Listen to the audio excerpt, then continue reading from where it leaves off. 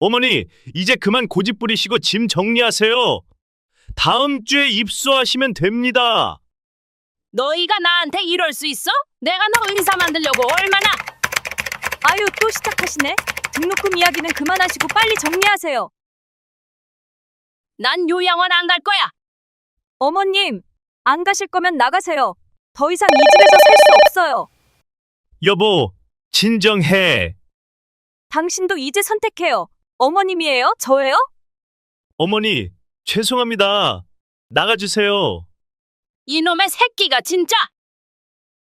어머님 옷 여기 있어요. 나가세요.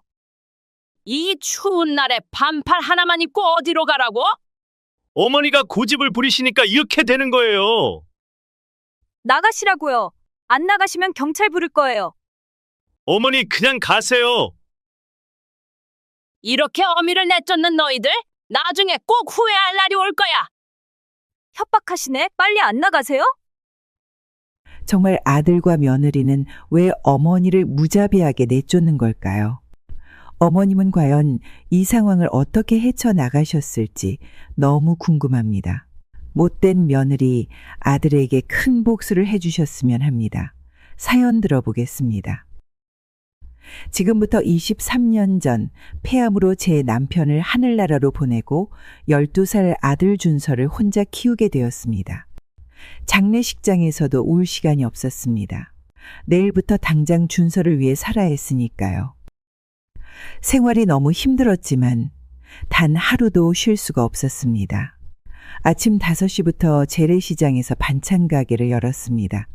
점심시간에는 학교 급식실에서 일했고 밤에는 식당 설거지를 했습니다. 하루 18시간을 일하면서도 제 몸을 돌볼 겨를이 없었습니다. 손이 트고 갈라져도 약 한 번 바르지 못했습니다. 약값이 아까워서 찬물에 담가 통증을 참았습니다. 준서가 중학교에 입학하던 날 교문 앞에서 눈물이 흘렀습니다. 남편이 살아있었더라면 얼마나 자랑스러워했을까 하는 생각에 가슴이 찢어질 것 같았습니다. 하지만 울고 있을 시간이 없었습니다. 준서의 등록금과 학원비를 벌기 위해 더 열심히 일해야 했기 때문입니다. 밤늦게 일을 마치고 집에 돌아와도 준서의 방에 불이 켜져 있으면 얼마나 대견했는지 모릅니다. 책상 앞에서 졸면서도 공부하는 준서를 보며 힘이 났습니다. 어떻게든 의사가 되겠다는 준서의 꿈을 위해 더 많은 일거리를 찾아다녔습니다. 주말에는 인근 아파트 분리수거를 도왔고 새벽에는 택배 상하차 아르바이트도 했습니다. 겨울이면 손발이 얼어붙고 여름이면 온몸이 땀으로 범벅이 되어도 행복했습니다. 준서가 매일 조금씩 성장하는 모습을 볼 수 있었기 때문입니다. 아들의 웃는 얼굴을 보면 모든 고된 일이 눈 녹듯이 사라졌습니다. 힘든 날들도 있었습니다. 반찬 가게 장사가 안 될 때면 끼니를 거르기도 했습니다. 하지만 준서에게는 늘 반찬 3가지는 꼭 챙겨주었습니다. 성장기 아이가 잘 먹어야 공부도 할 수 있다고 생각했기 때문입니다. 동네 슈퍼마켓 주인이 가끔 덤으로 주시는 라면과 계란이 그때는 정말 큰 힘이 되었습니다. 아들이 서울대 의과대학 합격 소식을 전했을 때 반찬 가게 손님들 앞에서 저도 모르게 춤을 췄습니다. 평생 처음으로 제 자신이 자랑스러웠습니다. 수많은 밤을 새워가며 공부한 아들의 노력이 마침내 결실을 맺었기 때문입니다. 입학식 날, 아들의 하얀 와이셔츠를 다림질하면서 손이 떨렸습니다. 지난 10년간 매일 새벽 4시에 일어나 일했던 시간들이 주마등처럼 스쳐 지나갔습니다. 입학식장에서 앉아있는 아들의 뒷모습을 보며 울컥했습니다. 남편도 하늘에서 우리 아들을 보며 미소 짓고 있을 것 같았습니다. 의대생이 된 아들을 위해 이제는 더 맛있는 반찬을 만들었습니다. 매일 아침 일찍 시장에 가서 제일 신선한 재료들을 골랐습니다. 밤늦게 실습을 마치고 돌아오는 아들을 위해 따뜻한 국과 밥을 항상 준비해 두었습니다. 아들의 방에서 새어나오는 불빛을 보며 이제는 행복한 마음으로 잠들 수 있었습니다. 의사가 되겠다던 어린 시절의 꿈을 이루기 위해 열심히 공부하는 아들이 너무나 자랑스러웠기 때문입니다. 시험 기간이면 아들이 좋아하는 매운 갈비찜을 해주었습니다. 힘든 공부를 하는 아들에게 맛있는 음식이라도 해주고 싶은 마음이었습니다. 밤늦게까지 공부하는 아들을 위해 따뜻한 보리차도 끓여놓고 피로회복제도 챙겨주었습니다. 서울대 의대 도서관에서 공부하는 아들의 모습을 멀리서 바라보면서 가슴이 벅차올랐습니다. 이제는 제가 아프면 아들이 치료해 줄 수 있다는 생각에 든든했습니다. 저의 모든 고생이 이런 날을 위한 것이었다고 생각하니 피로가 싹 가시는 것 같았습니다. 아들이 2년간 만난 여자친구와 결혼한다고 했을 때 제 마음은 설렘으로 가득 찼습니다. 예비 며느리 서지연은 대학병원 간호사로 일하고 있었습니다. 첫 만남부터 저를 어머님이라고 부르며 깍듯하게 인사를 하는 모습이 참 마음에 들었습니다. 며느리는 매주 주말마다 저희 집에 놀러 왔습니다. 제가 만든 반찬을 맛있게 먹으며 연신 칭찬을 해주었습니다. 특히 김치찌개를 먹을 때면 행복한 표정으로 저를 바라보았습니다. 친정어머니가 일찍 돌아가셨다는 이야기를 들었기에 더욱 딸처럼 챙겨주고 싶었습니다. 결혼 준비 기간 동안 며느리와 함께 시장을 다니며 살림살이를 골랐습니다. 신혼 살림을 준비하면서 며느리가 저의 의견을 묻고 존중해주는 모습에 감동받았습니다. 장보기를 마치고 카페에 앉아 이야기를 나눌 때면 마치 오랜 친구 같았습니다. 신혼집 이사날 며느리는 저의 손을 꼭 잡고 어머님이 계셔서 든든해요 라고 말했습니다. 그 순간 저의 눈시울이 뜨거워졌습니다. 딸이 없는 제게 하늘이 며느리를 보내주셨다는 생각이 들었기 때문입니다. 신혼 초에는 매일 아침 일찍 일어나 신혼부부의 아침 식사를 준비했습니다. 며느리는 제가 끓여준 미역국을 먹으며 행복해했습니다. 주말이면 며느리와 함께 김치를 담그고 엄마에게 배운 요리 비법을 알려주었습니다. 며느리는 병원에서 야간 근무를 마치고 돌아올 때면 꼭 저를 찾아와 안부를 물었습니다. 피곤할 텐데도 항상 웃는 얼굴로 인사하는 모습이 기특했습니다. 명절 때는 제일 먼저 일어나 저와 함께 음식을 준비하며 정성을 다했습니다. 아들 부부의 행복한 모습을 보는 것이 저의 가장 큰 즐거움이었습니다. 둘이 서로를 아끼고 배려하는 모습을 볼 때마다 제 선택이 옳았다는 생각이 들었습니다. 며느리의 웃음소리가 집안에 가득할 때면 이보다 더 행복할 순 없다고 느꼈습니다. 며느리의 임신 소식에 온 가족이 기쁨으로 가득했습니다. 매일 아침 며느리를 위해 영양가 있는 음식을 준비했습니다. 미역은 제주도 것으로 공수해왔고 태아에 좋다는 음식은 무조건 사다 놓았습니다. 병원 산전검진을 갈 때마다 며느리와 함께 했습니다. 초음파 사진을 볼 때는 제 심장이 터질 것만 같았습니다. 아기의 작은 심장 소리를 들을 때마다 행복한 눈물이 흘렀습니다. 23년 전 제가 아들을 임신했을 때가 생각났기 때문입니다. 며느리가 입덧이 심할 때는 밤낮으로 간호했습니다. 입맛이 없다고 할 때마다 온갖 음식을 만들어 보았습니다. 죽을 끓이고 미음을 만들고 과일을 깎아주면서 며느리의 컨디션을 살폈습니다. 출산 예정일이 다가올수록 설렘이 커져갔습니다. 아기 옷을 사러 가는 길이 마치 천국으로 가는 길 같았습니다.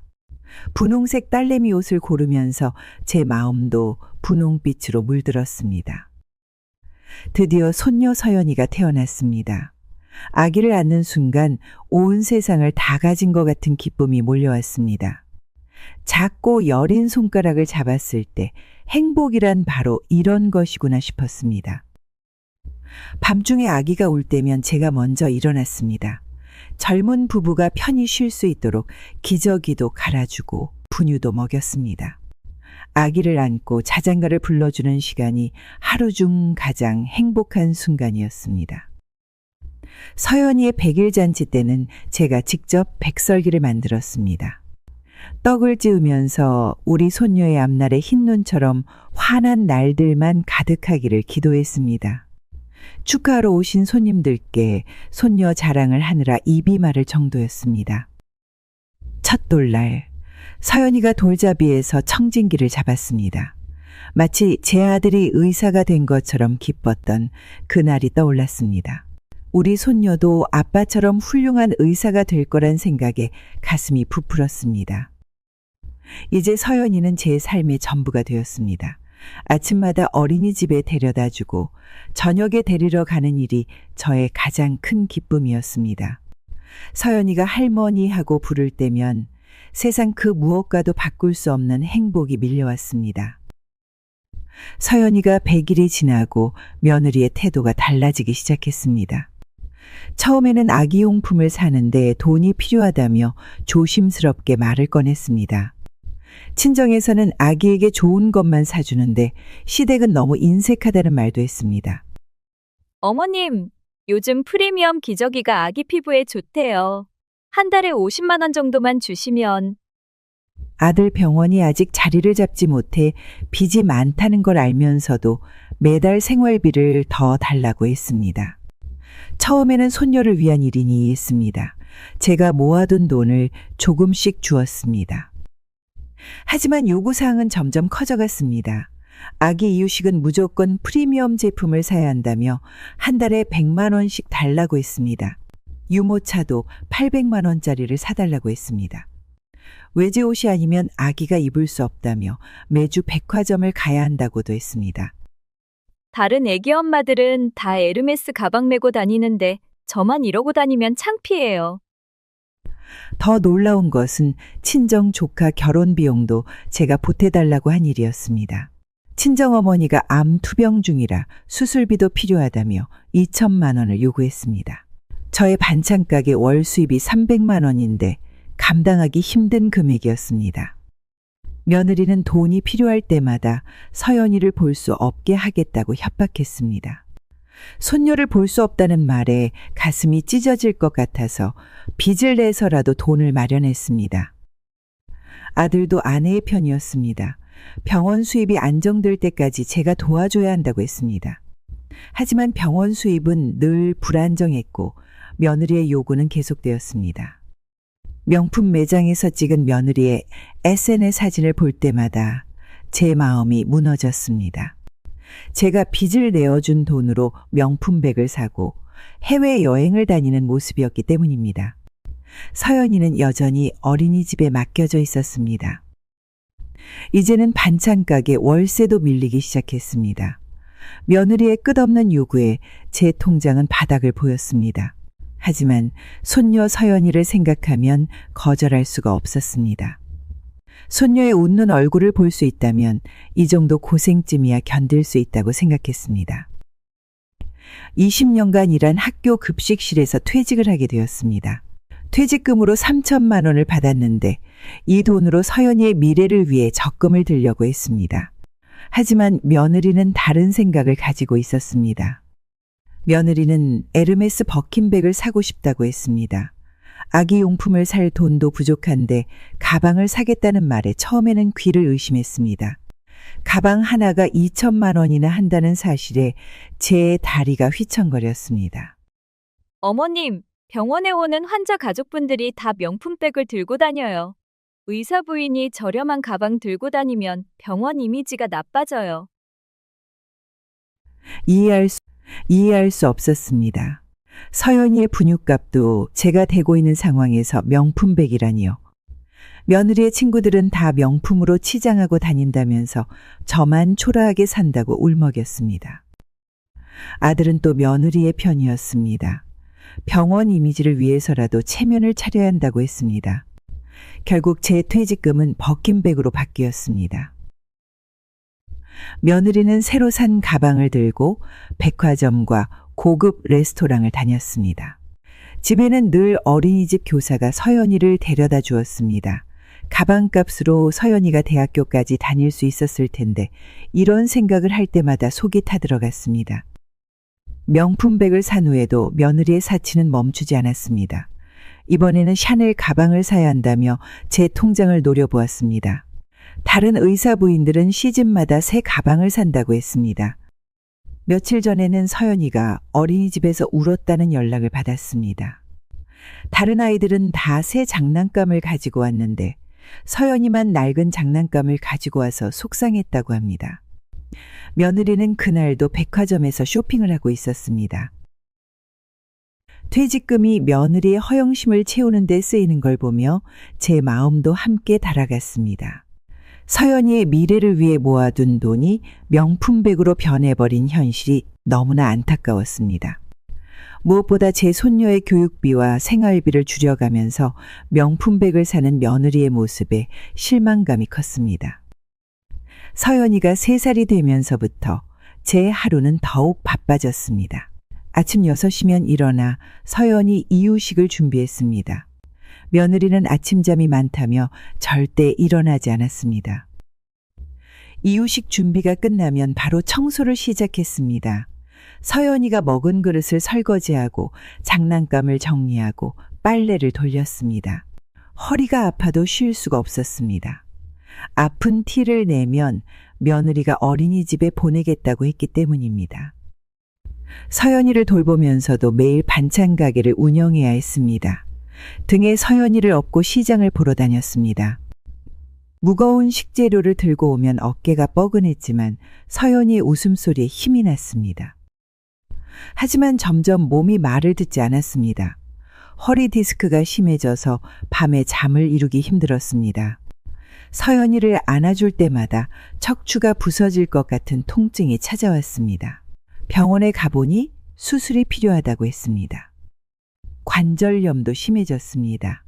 아침마다 손가락 마디마디가 부어올랐습니다. 서연이 기저귀를 갈아주는 것도 힘겨웠습니다. 손가락을 구부리는 것조차 고통스러웠지만 서연이를 위해 참았습니다. 혈압도 올랐습니다. 의사는 과로 때문이라며 당장 일을 줄이라고 했습니다. 하지만 며느리는 제가 아프다는 핑계로 일을 게을리한다고 오히려 책망했습니다. 밤에는 기침이 심해져서 잠을 잘 수가 없었습니다. 폐기능 검사를 받아보니 천식 증상이 있다고 했습니다. 병원비가 부담되어 약도 제대로 먹지 못했습니다. 어지럼증도 자주 찾아왔습니다. 서연이를 목욕시키다가 쓰러진 적도 있었습니다. 다행히 서연이는 다치지 않았지만 저는 온몸에 멍이 들었습니다. 며느리는 제 건강은 안중에도 없었습니다. 서연이 육아에 친정어머니를 모시고 오겠다고 했습니다. 제가 아파서 서연이를 제대로 돌보지 못한다는 이유였습니다. 이웃집 언니가 저에게 며느리의 SNS를 보여주었습니다. 화면 속에는 제가 몰래 찍힌 사진이 있었습니다. 설거지를 하는 제 뒷모습이었는데 며느리는 이런 글을 남겼습니다. 시어머니가 돈이 없다면서 매일 늦게까지 일한다고 하시는데 알고 보니 돈을 모으고 계셨네요. 며느리 주제에 돈 달라는 말도 못하게 하시고 손주 키워주는 것도 다 대가를 바라시는 거였어요. 믿을 수 없는 글이 계속 이어졌습니다. 제가 아들 병원의 수입을 다 가져간다는 말도 있었고 제가 일부러 아프한 척한다는 글도 있었습니다. 제 퇴직금으로 산 명품백을 들고 찍은 사진 밑에는 시어머니 돈으로 산 가방이라 좀 찔리네요라는 글도 있었습니다.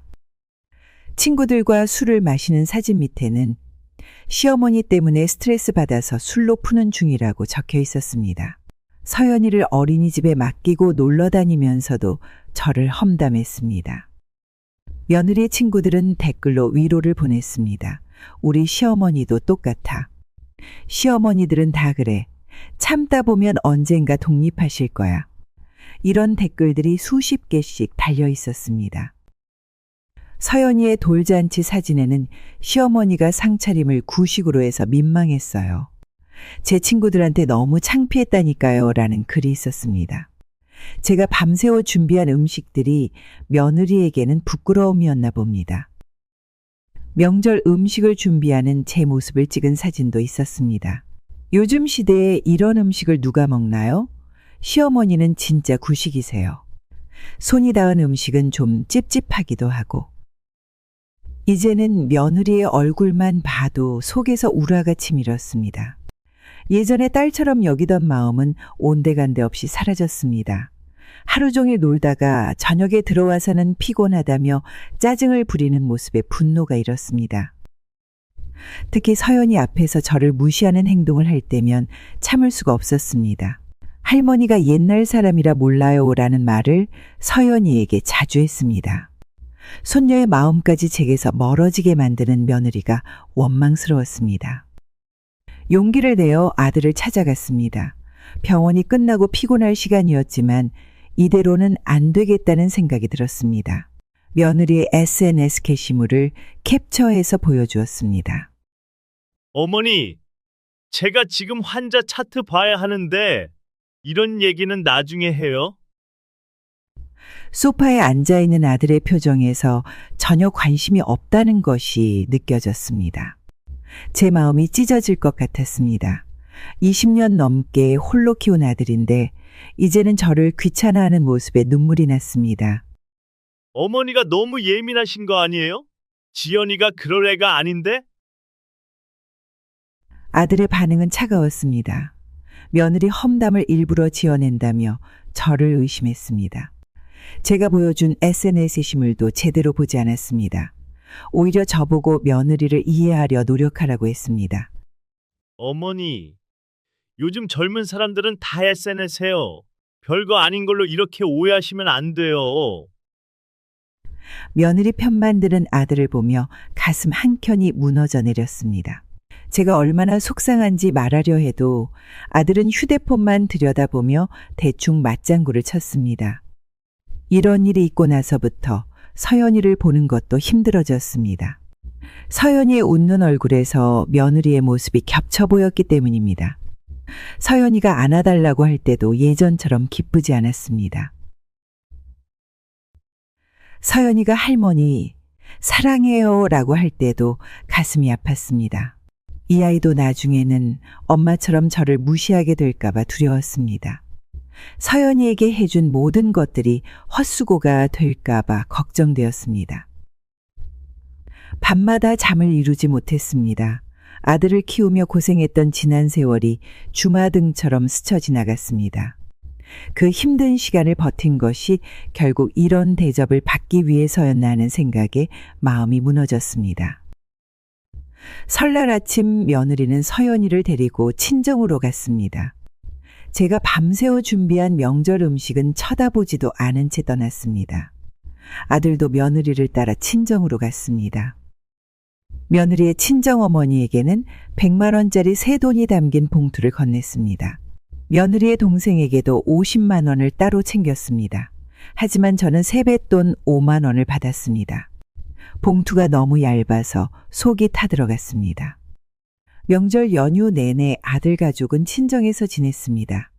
SNS에 올라온 사진을 보니 며느리 가족들과 제주도 여행을 다녀왔더군요. 제가 준 돈으로 호화로운 여행을 즐기는 동안 저는 텅 빈 집에서 혼자 명절을 보냈습니다. 며느리 친정에는 명품 선물도 듬뿍 들어갔습니다. 백화점 선물 세트부터 고가의 건강식품까지 모두 제 통장에서 나간 돈이었습니다. 반면 제게는 마트에서 산값싼 양말 세트가 전부였습니다.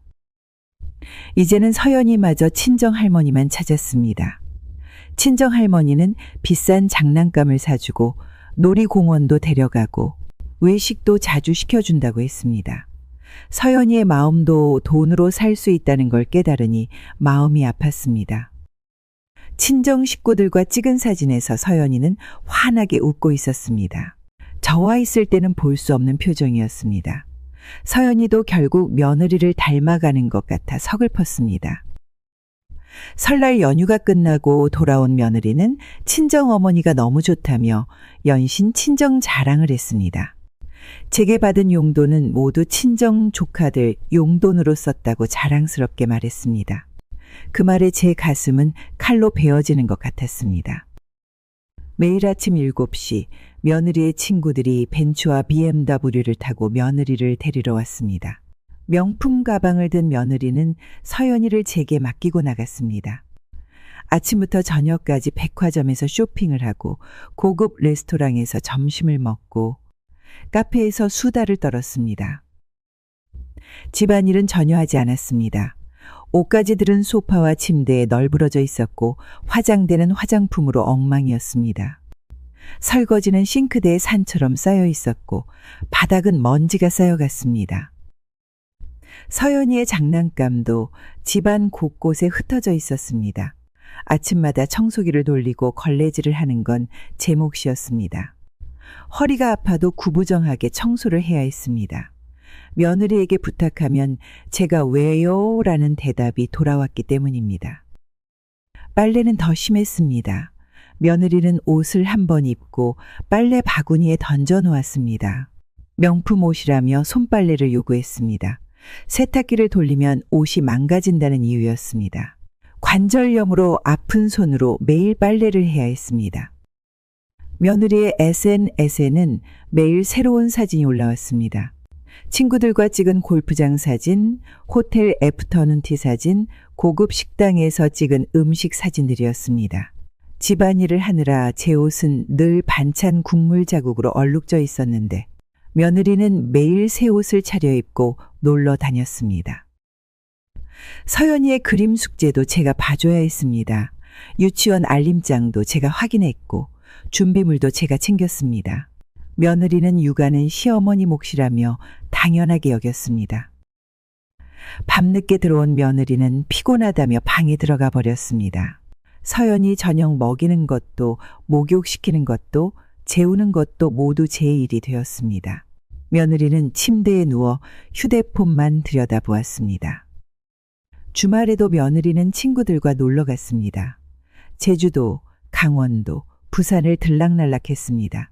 집에는 빨래더미와 설거지 거리만 남겨두고 떠났습니다. 서연이도 혼자 두고 가는 일이 많았습니다.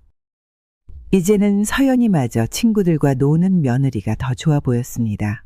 엄마는 매일 예쁘게 꾸미고 놀러 다니는데 저는 늘 앞치마를 두르고 일만 하는 할머니일 뿐이었습니다. 서연이의 눈빛이 점점 차가워지는 게 느껴졌습니다. 아들 병원에 반찬을 갖다 주던 날이었습니다. 앞치마를 두르고 반찬통을 들고 병원 로비를 걸어가는데 아들이 황급히 저를 데리고 나갔습니다. 병원 직원들 앞에서 저를 만나기 싫었나 봅니다. 어머니, 앞으로는 이런 옷차림으로 병원에 오지 마세요.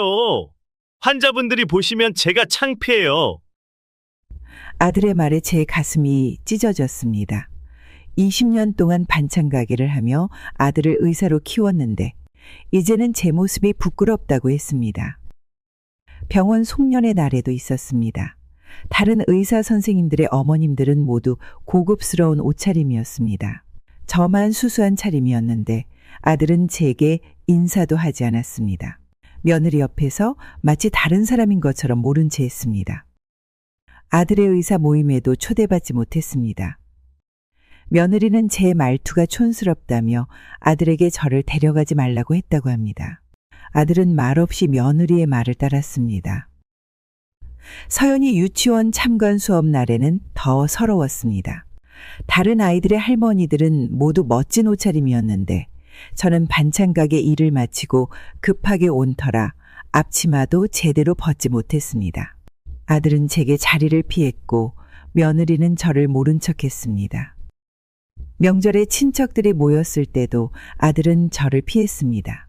반찬 가게 하면서 절약한 덕에 아들을 의사로 키웠다는 친척들의 칭찬에 아들은 불편한 표정을 지었습니다. 아들의 태도는 점점 달라졌습니다. 전화도 받지 않았고 문자도 읽지 않았습니다. 제가 찾아가면 바쁘다며 쫓아냈습니다. 병원 로비에서 우연히 마주쳤을 때는 모르는 사람처럼 지나쳤습니다. 저를 엄마라고 부르는 것도 창피했나 봅니다. 양손 가득 반찬통을 들고 서 있는 제 모습이 아들의 자존심을 망가뜨린다고 생각했나 봅니다. 제 모습이 부끄러웠다면 의사가 되기 전에 말했어야 했습니다. 반찬 가게 하면서 번 돈으로 의대 등록금을 내고 기숙사비를 내고 책값을 댈 때는 부끄럽지 않았는데 말입니다. 아들의 달라진 태도에 마음이 무너져 내렸습니다. 서연이는 이제 5살이 되었습니다.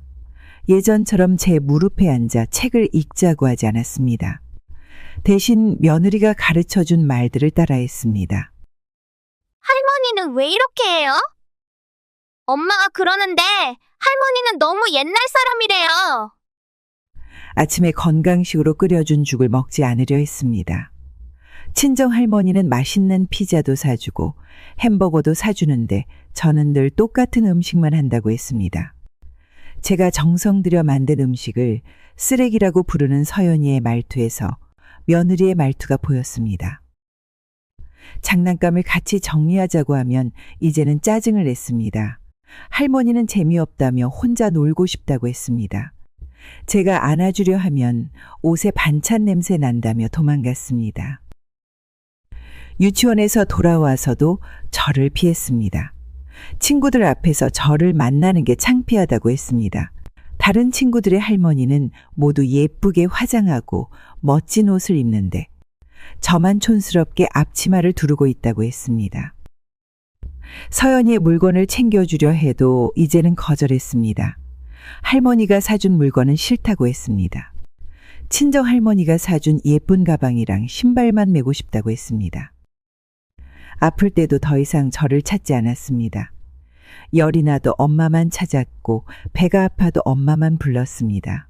제가 끓여준 미역국도 이제는 먹지 않으려 했습니다. 서연이에게 안아달라고 하면 이제는 화를 했습니다. 할머니는 늙어서 냄새 난다고 했습니다. 할머니랑 놀면 다른 친구들이 놀리니까 싫다고도 했습니다. 제가 서연이 머리를 묶어주려 하면 엄마처럼 예쁘게 못 묶는다며 거부했습니다. 동화책을 읽어주려 해도 할머니는 발음이 이상하다며 듣지 않으려 했습니다. 명절에 세배를 시키면 이제는 절도하지 않으려 했습니다. 할머니한테는 세뱃돈을 적게 받으니까 절하기 싫다고 했습니다. 친정 할머니한테는 세뱃돈을 많이 받으니까 예쁘게 절한다고 했습니다. 늦은 밤, 방에 누워 있는데 거실에서 아들과 며느리의 목소리가 들렸습니다. 처음에는 귀를 기울이지 않으려 했습니다. 하지만 제 방 이야기가 나오자 귀가 솔깃해졌습니다. 여보, 어머님 방을 창고로 쓰면 좋겠어요. 서연이 장난감이랑 내 겨울옷을 보관할 공간이 필요해요. 어머니는 어떡하고? 어머님은 작은 방으로 옮기시면 되죠. 솔직히 이 나이에 이렇게 큰 방을 혼자 쓰실 필요 없잖아요. 침대에 누운 채로 온몸이 떨렸습니다. 제가 20년간 아들을 키우며 살았던 방이었습니다. 아들이 의대 공부할 때 밤늦게까지 책상에서 공부하던 모습을 지켜보던 방이었습니다. 어머님 짐도 별로 없으시잖아요. 작은 방에 충분히 들어갈 거예요. 이불을 꽉 움켜쥐었습니다. 제 방에는 아들의 어린 시절 앨범이 있고 남편의 마지막 편지가 있고 아들 의대 졸업장이 있었습니다. 이 모든 것이 며느리에게는 그저 짐덩어리일 뿐이었습니다. 알겠어요. 내일 어머니께 말씀드릴게요. 아들의 대답에 가슴이 찢어질 듯 아팠습니다. 단 한마디의 반박도 없었습니다. 제 방을 창고로 만들겠다는 말에 찬성하는 아들의 모습에 눈물이 흘렀습니다. 서연이 크면 방도 하나 더 필요할 텐데 어머님은 아예 요양원으로 모시는 건 어떨까요? 이제는 제 방뿐만 아니라 이 집에서도 내쫓으려 한다는 생각에 온몸이 떨렸습니다. 아들 내외에게 제 존재는 이제 귀찮은 짐이 되어버렸나 봅니다. 밤새 잠을 이루지 못했습니다. 벽에 걸린 가족 사진을 바라보며 울었습니다. 아들을 키우며 힘들 때마다 위로가 되어준 방이었습니다. 이제는 이 방마저 빼앗길 위기에 처했다고 생각하니 눈물이 멈추지 않았습니다. 아들이 고급 요양원 팸플릿을 들고 왔습니다. 매달 500만 원씩 내야 하는 요양원이었습니다. 제가 반찬 가게에서 번 돈으로 아들 의대 등록금을 낸 것처럼 이제는 제 용돈으로 요양원비를 내라는 말이었습니다. 어머니, 이제는 좀 편하게 쉬셨으면 좋겠어요. 이 요양원은 의사가 항시 대기하고 있대요. 반찬 가게 일도 하고 서연이도 돌보는데 요양원은 무슨 요양원이냐고 물었습니다. 아들은 제 건강을 걱정하는 듯한 말투였지만 저를 이 집에서 내보내려는 속셈이 보였습니다. 아들은 요양원 시설을 자랑했습니다. 수영장도 있고 정원도 있다고 했습니다. 하지만 제게 필요한 건 호화로운 시설이 아닌 가족이었습니다. 손녀 서연이의 웃음소리를 매일 들을 수 있는 이 집이 저에겐 최고의 요양원이었습니다. 며느리는 벌써 제 방을 정리하기 시작했습니다. 제 옷장을 비우고 짐을 박스에 담았습니다. 아직 요양원에 가겠다고 한 적도 없는데 제 의사는 전혀 묻지도 않았습니다. 요양원 입소 날짜도 제 의견 없이 정해졌습니다. 다음 달 초라고 했습니다.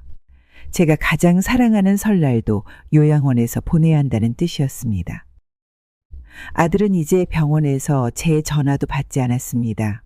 요양원 이야기를 꺼내면 피곤하다며 끊어버렸습니다.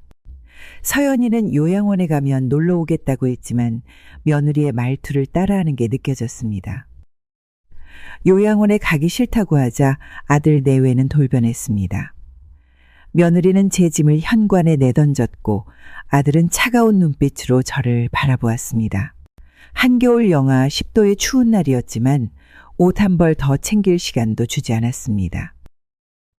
반팔 티셔츠 차림으로 쫓겨났습니다. 아들과 며느리는 제가 곧 돌아올 거라 생각했는지 대문을 잠가버렸습니다. 한밤중이라 이웃집에 도움을 청할 수도 없었습니다. 찬바람이 뼛속까지 파고들었습니다.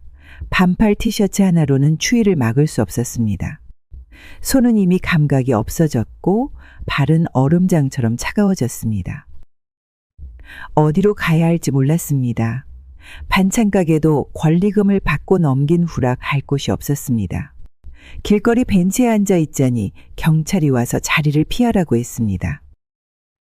밤새 거리를 걸었습니다. 추위를 견디기 위해서였습니다. 하지만 점점 다리에 힘이 빠졌습니다.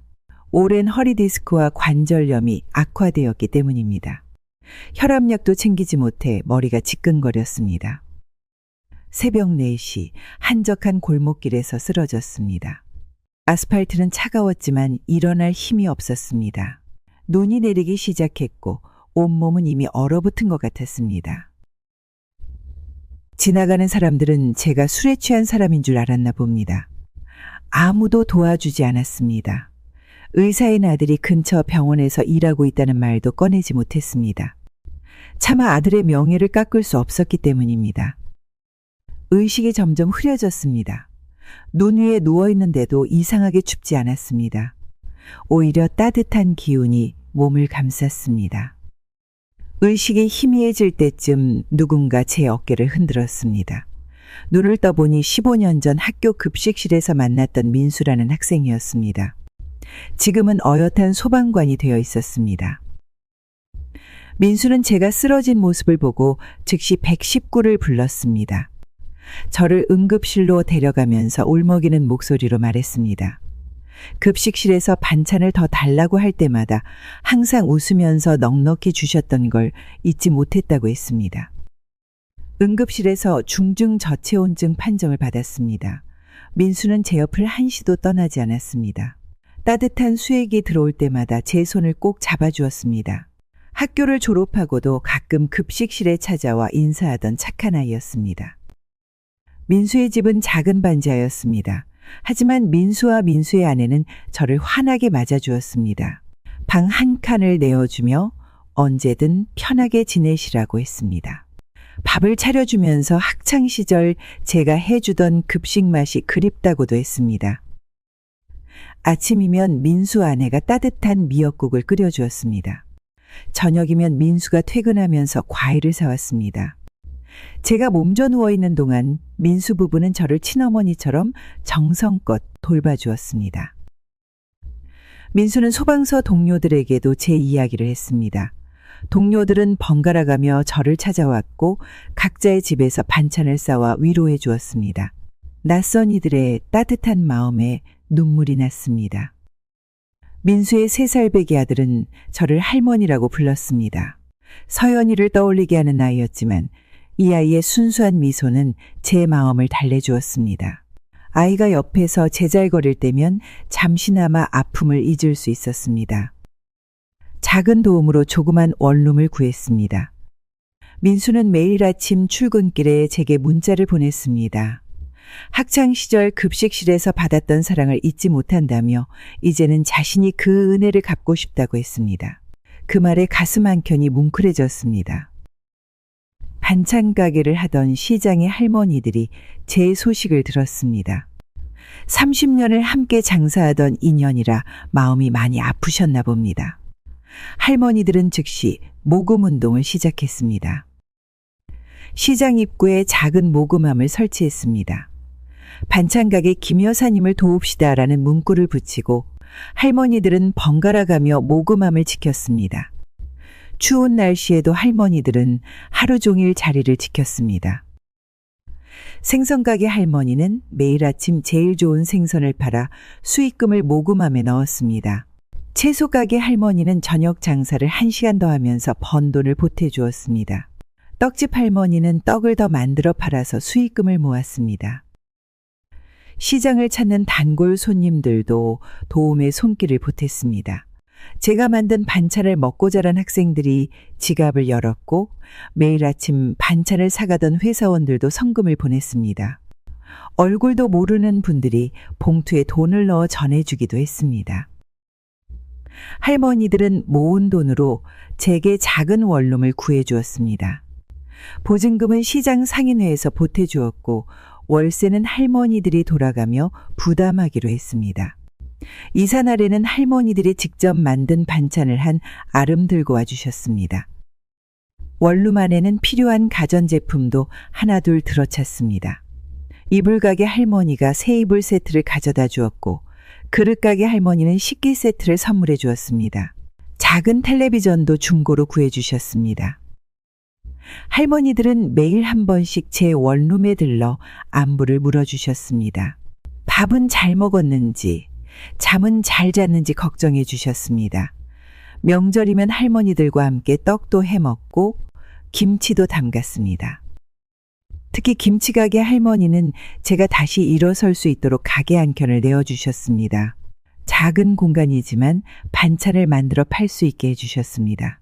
할머니들의 정성 덕분에 새로운 희망이 생겼습니다. 평범한 일요일 오후 시장의 방송국 카메라팀이 찾아왔습니다. 전통시장 맛집을 소개하는 프로그램을 촬영하러 온 것이었습니다. 시장의 육개장집을 취재하던 중이었습니다. 촬영 도중 육개장집 할머니는 제 이야기를 꺼냈습니다. 20회 넘게 이 시장에서 최고의 반찬 가게를 운영하던 제가 아들 내외에게 쫓겨난 사연을 말씀하셨습니다. 아들을 의사로 키우기 위해 하루 18시간씩 일했던 이야기부터 시작해서 한겨울 반팔 차림으로 쫓겨난 이야기까지 전해주셨습니다. PD는 촬영을 멈추고 제 이야기에 귀를 기울였습니다. 시장 상인들이 모금운동으로 원룸을 구해준 이야기를 들으며 카메라 감독의 눈시울이 붉어졌습니다. 다음 날 방송국에서 정식으로 취재를 왔습니다. 소방관이 된 옛 제자 민수도 인터뷰에 참여했고 시장 할머니들도 한 명씩 카메라 앞에 섰습니다. 모두가 입을 모아 제가 얼마나 성실하고 착한 사람이었는지 이야기해 주었습니다.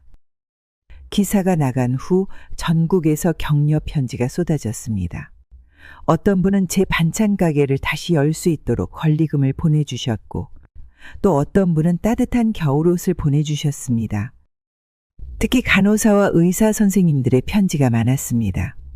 의료인의 자녀로서 부모님께 이런 일을 했다는 것에 깊은 유감을 표현하는 내용이었습니다. 아들이 근무하는 병원 의사들도 제 사연을 알게 되었습니다. 시청자들은 제 건강을 걱정했습니다.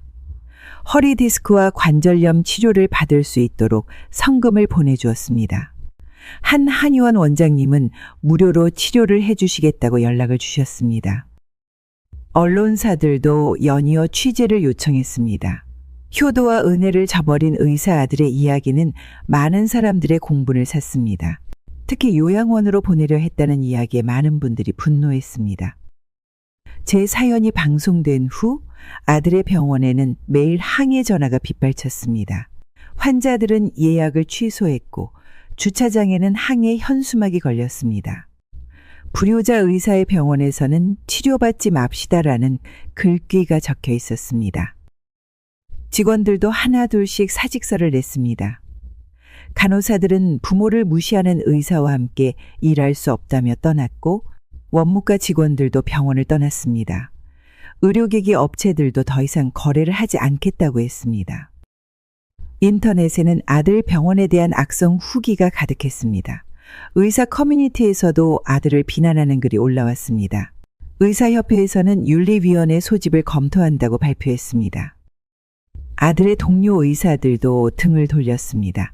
환자 소개를 끊었고 학회에서도 아들을 제명시켰습니다. 의사들 사이에서 불효자 의사라는 오명이 퍼졌습니다. 결국 아들의 병원은 한 달도 버티지 못했습니다. 빚만 남은 채 문을 닫아야 했습니다. 고급 인테리어로 꾸민 병원은 경매에 넘어갔고 명품으로 가득했던 며느리의 옷장도 경매장으로 향했습니다. 아들은 다른 병원에 취직하려 했지만 쉽지 않았습니다. 어느 병원에서도 불효 의사를 받아주지 않았습니다. 며느리의 친정에서도 연락을 끊었다고 합니다. 서연이는 유치원을 옮겨야 했습니다. 동네 슈퍼마켓 주인께서 말씀해 주셨습니다. 아들 내외가 짐을 싸들고 시골로 떠났다고 합니다. 화려한 명품 가방 대신 검은 봉투에 짐을 담아 떠나는 모습을 보셨다고 합니다. 며느리의 친정은 강남에서 대형 공인중개사 사무실을 운영했습니다. 며느리는 항상 친정이 재개발 사업으로 돈을 잘 번다며 자랑했습니다. 하지만 친정아버지의 사업 방식이 자꾸 마음에 걸렸습니다. 동네 노인정에서 우연히 들은 이야기가 시작이었습니다. 할머니들이 친정아버지의 부동산 때문에 집을 잃었다는 이야기를 하고 계셨습니다. 강제로 쫓겨났다는 말씀에 제 가슴이 덜컥 내려앉았습니다. 저처럼 겨울에 쫓겨난 할머니들이 많다는 말씀이었습니다. 국토교통부 부동산 신고센터에 제보를 했습니다. 재개발 지역에서 불법 투기와 강제 퇴거가 있었다는 내용이었습니다. 조사가 시작되자 충격적인 사실들이 드러났습니다. 친정아버지는 재개발 예정 지역의 노인들을 협박해서 집을 헐값에 빼앗았습니다. 공무원들과 결탁해 재개발 정보를 미리 빼내고 그 지역의 부동산을 독차지했다는 사실도 밝혀졌습니다. 며느리가 들고 다니던 명품 가방들이 떠올랐습니다. 가난한 노인들의 눈물로 산 것이라고 생각하니 마음이 아팠습니다. 며느리가 저를 무시하던 태도가 이제야 이해되었습니다. 결국 친정아버지는 구속되었고 호화로운 친정집은 압류되었습니다. 한밤중에 며느리가 찾아왔습니다. 술에 취해 제 원룸문을 거세게 두드렸습니다. 친정아버지가 구속된 것이 모두 제 잘못이라며 소리를 질렀습니다. 어머니가 우리 아빠를 신고했죠? 이게 무슨 짓이에요? 우리 아빠가 뭘 잘못했다고? 시장 할머니들이 경찰에 신고했습니다. 취한 며느리가 제 머리채를 잡으려 했기 때문입니다. 소방관이 된 제자 민수도 출동했습니다. 며느리는 경찰서에서도 소리를 질렀습니다. 시어머니 주제에 감히 친정아버지를 신고했냐고 했습니다. 하지만 경찰은 오히려 며느리를 조사했습니다. 심야에 주거 침입을 시도하고 폭행을 하려 했다는 혐의였습니다. 시장 상인회 회장님이 변호사를 소개해 주셨습니다. 며느리에게 접근 금지 명령을 신청하자고 하셨습니다. 이제는 제가 보호받아야 할 때라고 하셨습니다. 민수는 매일 순찰을 돌면서 제 원룸을 살펴주었습니다. 동네 파출소에서도 수시로 점검을 나왔습니다. 시장 할머니들은 번갈아가며 저와 함께 주무시겠다고 하셨습니다. 며느리는 결국 접근 금지 명령을 받았습니다. 6개월 동안 제 근처에 얼씬도 못하게 되었습니다. 친정아버지의 구속이 억울하다면 법적으로 해결하라는 판사님의 권고도 있었습니다. 한겨울밤 반팔 차림으로 쫓겨났던 그날이 떠오를 때면 아직도 온몸이 떨립니다. 영하 10도의 칼바람이 몸을 베고 지나가던 순간 20년간 키운 아들의 얼굴이 스쳐 지나갔던 그 기억이 지워지지 않습니다. 서연이가 창문에서 울며 손을 흔들던 모습도 선명합니다. 손녀의 눈물을 닦아주지도 못하고 떠나야 했던 그날 제 심장도 얼어붙었습니다. 지금은 더 이상 아들 부부를 보지 않습니다. 명절이 되어도 연락하지 않고 서연이 생일이 되어도 찾아가지 않습니다. 처음에는 가슴이 미어질 것 같았지만 이제는 이런 삶이 더 편합니다. 시장 할머니들과 함께 김치를 담그고 반찬을 만들어 팝니다. 민수가 데려다 준 길고양이에게 밥을 주는 것도 일과가 되었습니다. 작은 원룸이지만 이제는 제 공간이 있어 마음이 편합니다. 가끔 동네 어린이집 아이들이 할머니라고 부르며 안깁니다. 서연이가 떠오르지만 이제는 그리움보다 감사함이 더 큽니다. 아이들의 순수한 미소가 제 마음을 치유해주기 때문입니다. 쫓겨났던 그날의 기억은 평생 잊지 못하겠지만 이제는 그 기억이 저를 무너뜨리지 못합니다. 차라리 그날 이후로 제 삶이 더 단단해졌습니다. 혹시 저처럼 자식 때문에 가슴 아픈 일을 겪으신 분들이 계신가요? 자식을 위해 평생을 바쳤는데도 이렇게 버림받은 부모님들이 얼마나 많을까요? 제 이야기가 여러분의 이야기일 수도 있습니다.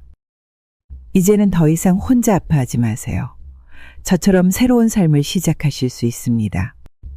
우리 모두 이제는 우리 자신을 위해 살아갈 시간입니다. 여러분의 이야기도 댓글로 들려주세요.